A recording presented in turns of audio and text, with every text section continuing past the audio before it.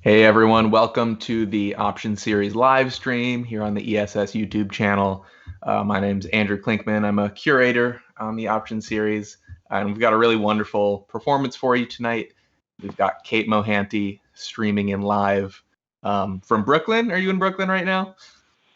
Technically, I'm on Long Island right now. Okay, you're on Long Island. Just at my parents' weekend, but sure. Brooklyn. The videos I shot were in Fantastic. Brooklyn. Yeah. So before we get into the videos tonight, I just wanted to ask you about this first clip that we're going to see. If you could give us a little bit of a preface or a setup for this video, some context, perhaps. Let's see. Well, the videos, they were all shot by my friend Joe Wakeman, who's kind of a film nerd and does a lot of film stuff. They're shot in front of these Andy Warhol films, or mainly the film Vinyl, which came out in the mid-'60s, I forget the year. So there are different like Warhol superstar characters kind of in the background. And so we just shot it at my friend Joe's apartment. And then my friend Preston Spurlock does these visuals. He's a visual artist. He does a lot of projections. And so they're kind of side by side, which you'll see in a minute. So it's my friend Joe's idea, actually. I was like telling him about this thing I had to record. He's like, oh, we should do something cool for it. And I'm like, yeah, sure. And we're both like really into Andy Warhol movies. And so I won't say too much more about it. You kind of have to see it. But fantastic. Yeah. Well, without any further ado, let's check out this first clip from Kate Mohanty. Cool.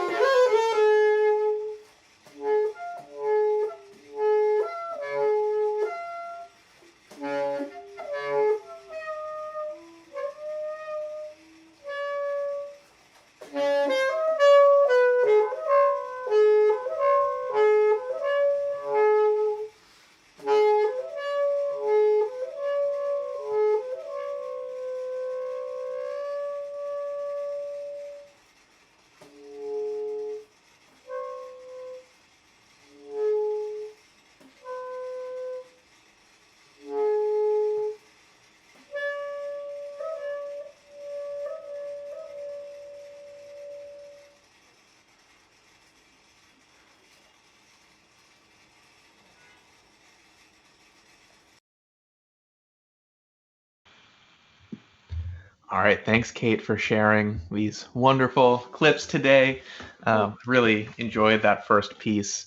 I wanted to maybe start by asking you if you could relay some of your maybe early, or I should say, any memories you might have about your entry point into free music, or if there was like a kind of distinct moment you remember that dictated something for you in terms of how you wanted to approach the instrument, or getting into improvising and the like. Mm-hmm. Yeah. Oh man, nobody's ever asked me.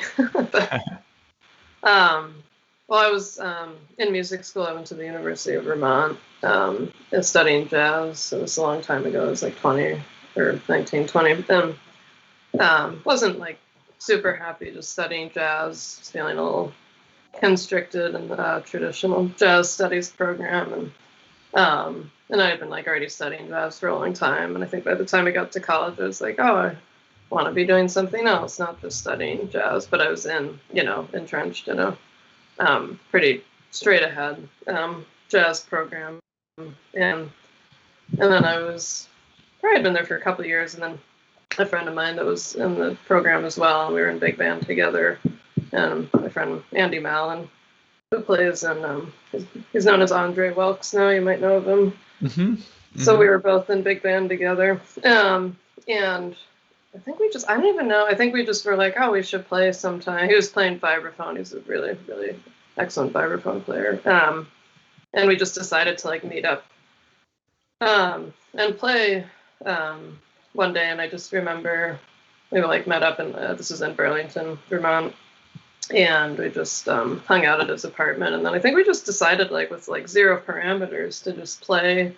And I don't think I'd ever done that, even though, I'd been playing music for many years, but always studying either classical or jazz, or it was always pretty. Even when I improvised, it was still within some sort of structure changes. So that was, I think, the first time that just like played free without any sort of directions or whatever. And then we kept doing that, and we had like a duo together that we did for a couple of years in Vermont, where we would just kind of do gigs like that. And we wasn't totally well accepted in Burlington all the time, I will say. Sometimes we'd play like coffee shops and stuff, and we had a joke that it was a good set if we like cleared the room. Because, Vermont is very mixed, where it's like, people's tastes are still a little, tame. So sometimes, but it was good. Yeah. So he was the first person I kind of we started doing this. We would just improvise, and it was, really formative, I'd say. Fantastic. I always love hearing about just people's relationships with their, not first collaborators in a general sense, but like the people that you really forge a relationship and start exploring new territory with, especially with improvising, because at the very beginning of approaching it feels like jumping out of a bird's nest a little bit, in that there's suddenly so many possibilities, and it's very easy to be overwhelmed. But the idea of forging that kind of creative relationship with someone and developing a language together, I think is so critical in developing those skills in your own voice and in playing. So it's wonderful to hear about that, and Andy is also a wonderful, creative, brilliant person in his own right. Right. It was really special. Yeah, and simultaneously he had the project Lawrence Welks and Our Bear to Cross, and so that was like his other, So we were both just wanting to do other things besides music school. But and so that was his like other project. But then we'd do this thing together. But and it was hard to get gigs sometimes, because again, in Burlington, it was still kind of was like hit or miss, where, it was like, no, I don't know. Some people just didn't want to hear, and then some people would love it and be like, oh, that was, sick. But, it was mixed reception. I'm always also fascinated by the cloud of folks, specifically in Burlington, obviously, but just, I know on this series, we've had several folks now from Western Mass, or in, close nearby regions of the Northeast and just how Yeah. that strange, amazing corridor of 95 there from, Burlington down through Western Mass is just It's very so unique. uniquely, rich with so many Yeah. completely different artistic approaches and just Mhm. a whole bunch of weird, amazing stuff that doesn't really get its due, I think, from people outside of that region. So Yeah, it's very niche. It's a very like tight knit kind of thing, and yeah. Absolutely. Yeah. Well, that's fantastic. I just want to remind folks out there watching and listening that if you have any questions for Kate, feel free to drop them in the chat, and we'll try to get to as many of them as we can before the end of the evening. Let's maybe jump back into that second piece that we've got here, and we'll come back and chat in a few minutes.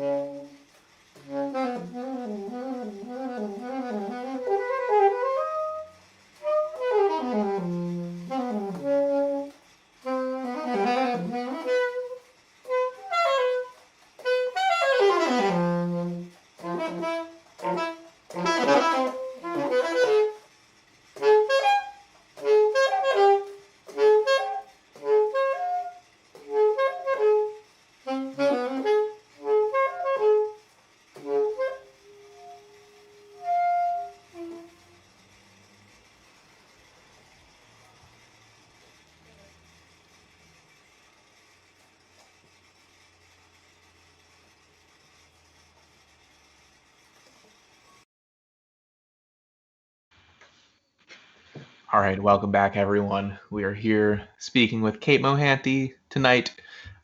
Thanks so much again for supplying us with these amazing clips that you put together this week.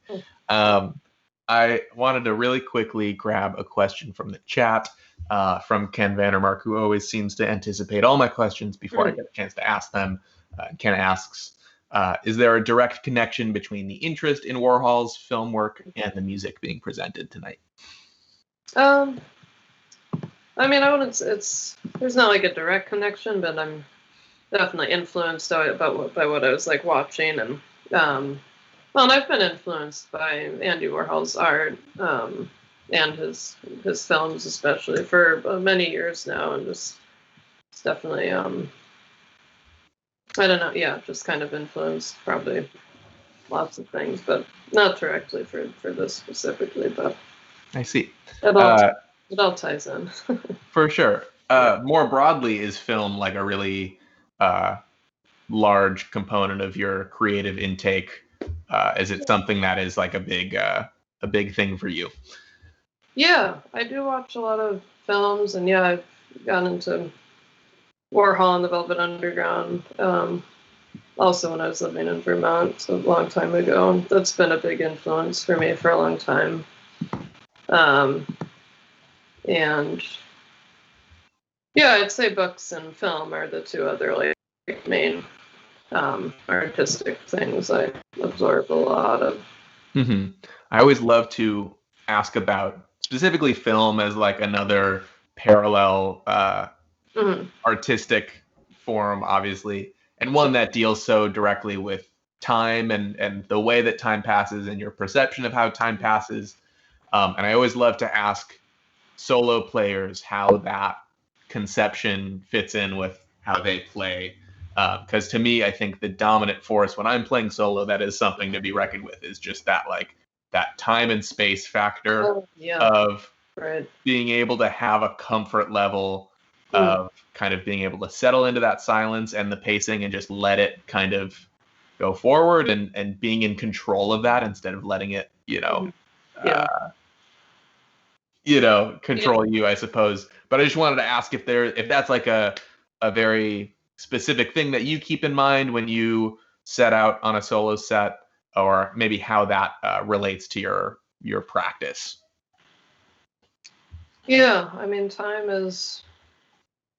Yeah, I mean, things feel kind of stretched out, when you're just playing and there's no meter.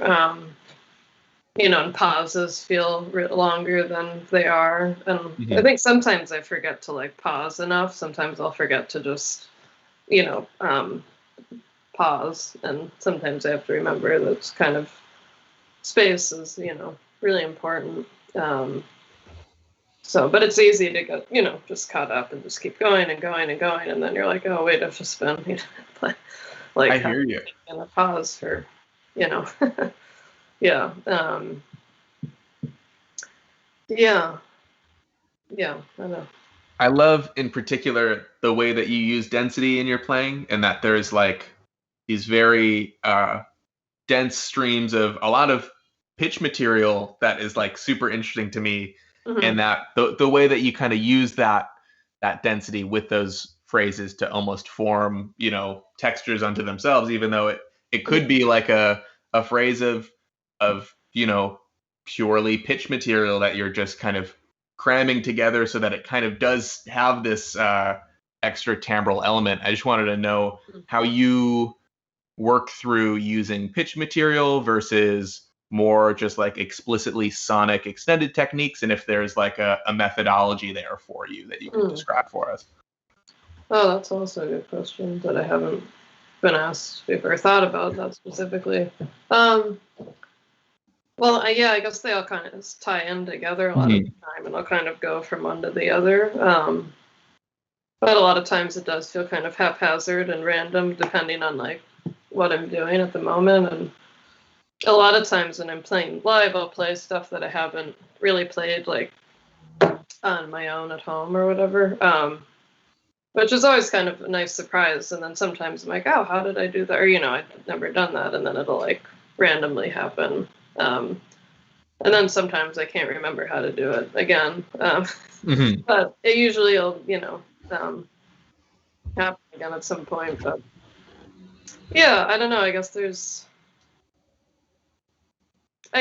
sort of like a pacing thing, I guess, where it's like you're doing lots of maybe more technical things, and then it'll kind of morph into doing more overtones, or and so but it's not planned or anything. Mhm. For me, it's just one thing will lead to another Sure. pretty randomly, so a lot of the time, but I kind of like that. Sometimes it's frustrating if I feel like I'm stuck, um, and I'll feel kind of like, you know, not quite, that happens a lot too in a set, which can be frustrating, but Mhm. it's like part of it, I think. It's part of the struggle of it. Yeah. Yeah, I was wondering if you could expand a little bit more into your mode of preparation for solo performing. Like I know you mentioned a lot of it is literally just like getting in the moment and going and Mhm. not having any, you know, plotted out preconceived notions of how you're going to approach the set. But I would love to hear how you prepare to go into a set like that, right? Like, is there any level of preparation where you sit down and you either develop new textures that you're working on or think about, more compositionally how you want to, you know, time things out or pace things out in a kind of general practice way and then go into, a Mhm. performance and let that unfold? Or is it really just like I'm sitting down and I'm going? Yeah, I mean, I think when I practice now, a lot of the times it's almost like similar to doing a set where I do just do, so much improvising now that it's kind of like I'll just kind of go through a similar thing of what I do in a set where I'll just kind of start playing and then there will be certain things I'll practice, specific ideas maybe that I like, and I'll just play them over and over again. But there's no set plan. Mhm. For my sets necessarily. It's kind of just, yeah, there will be maybe like one idea that I've played and I really like it, and I'll hold on to that more, and then it'll, you know, come out maybe in a set or maybe not. Sometimes there's something I like meant to do and it doesn't happen. Um,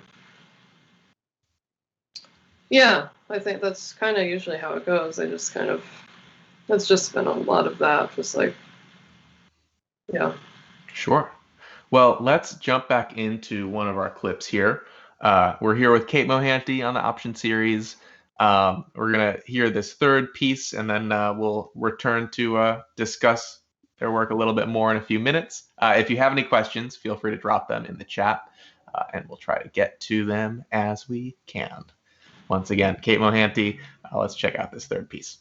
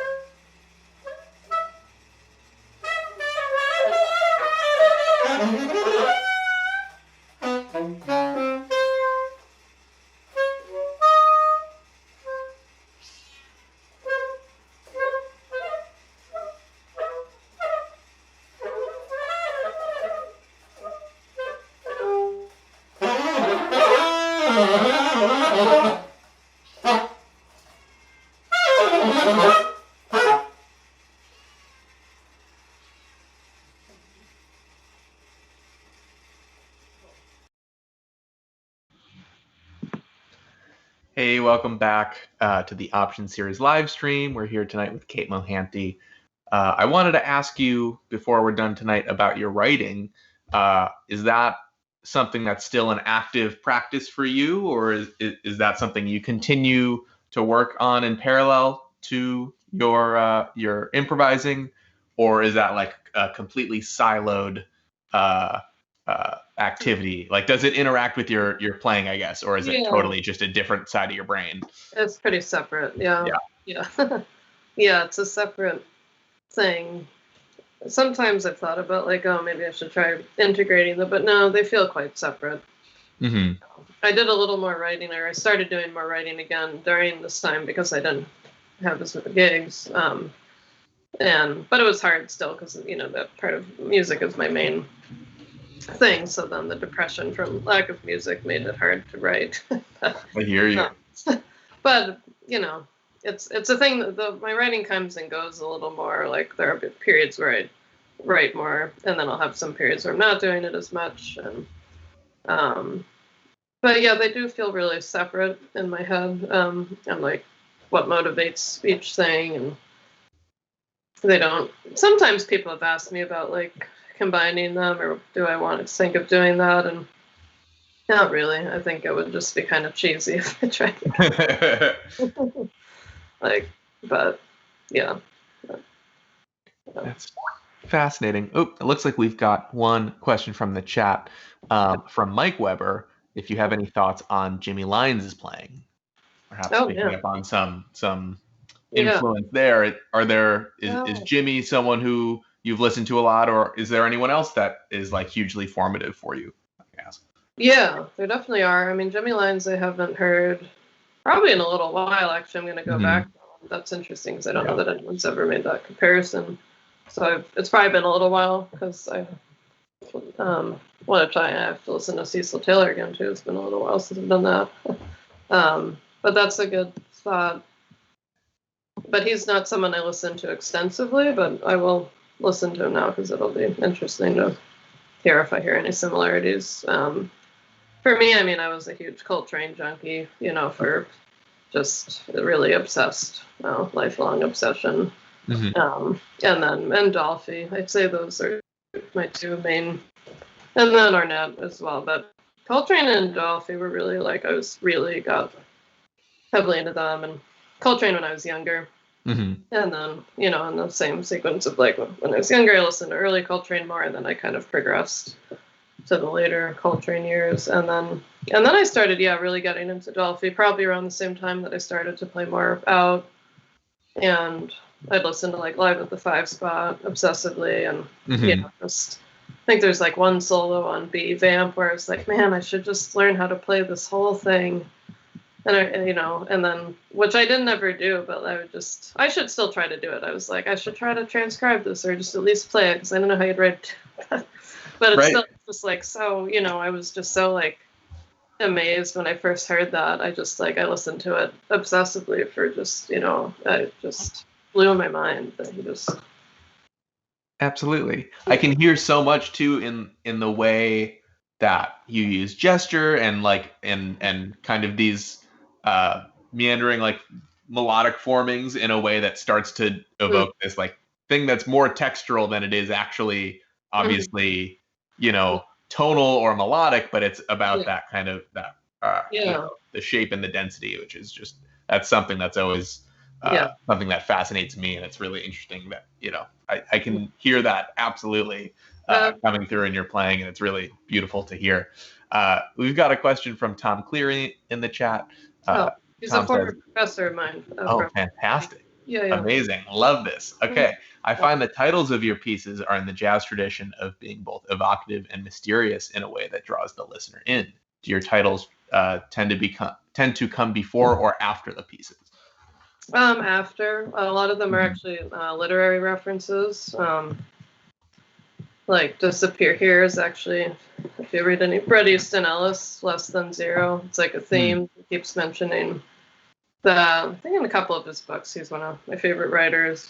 And in Less Than Zero, there's this billboard in Los Angeles that keeps popping up that says Disappear Here. And it's funny because I put that album out in the fall of 2019, so kind of before 2020 set in, and now I'm like, wow, that was kind of like a fitting title. Like, right.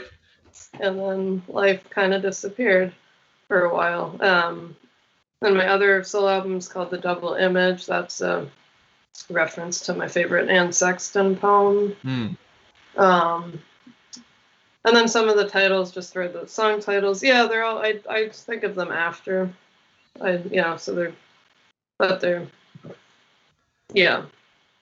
So perhaps in some small way, a little bit of an intersection between your kind of literary brain and your sound and your musical brain. I caught you. No, I'm just kidding. I hear you. Yeah, they're good.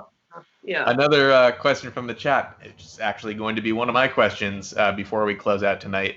KJ Riley asks if there are any solo releases coming up for you. I know Disappear Here came out.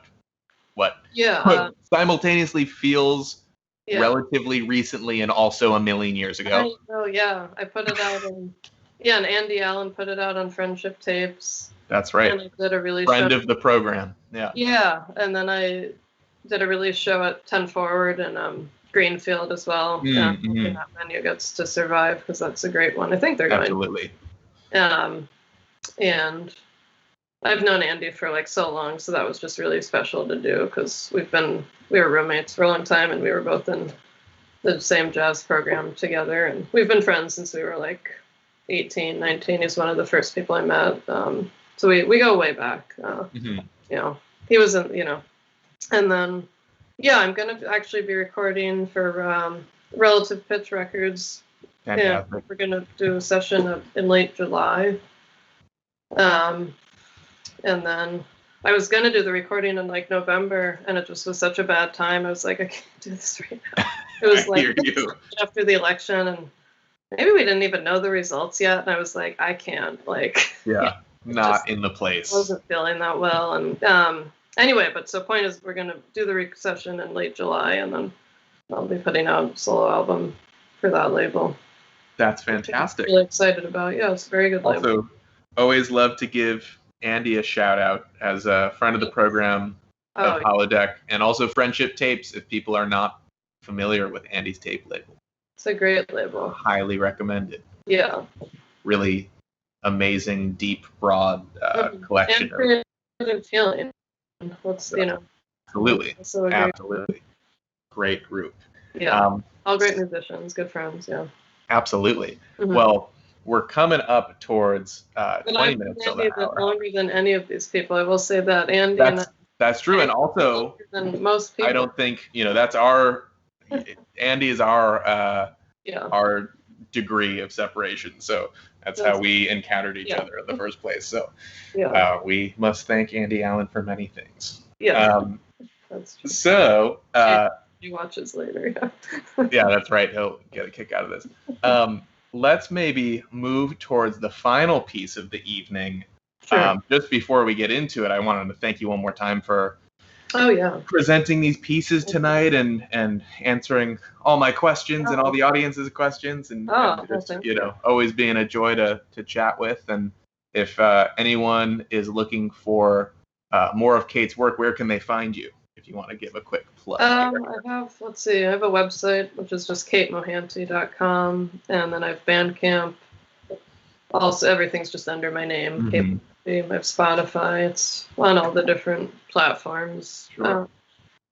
And I still, I even have some cassette tapes still of like both my albums, just a few left, or a handful left of both.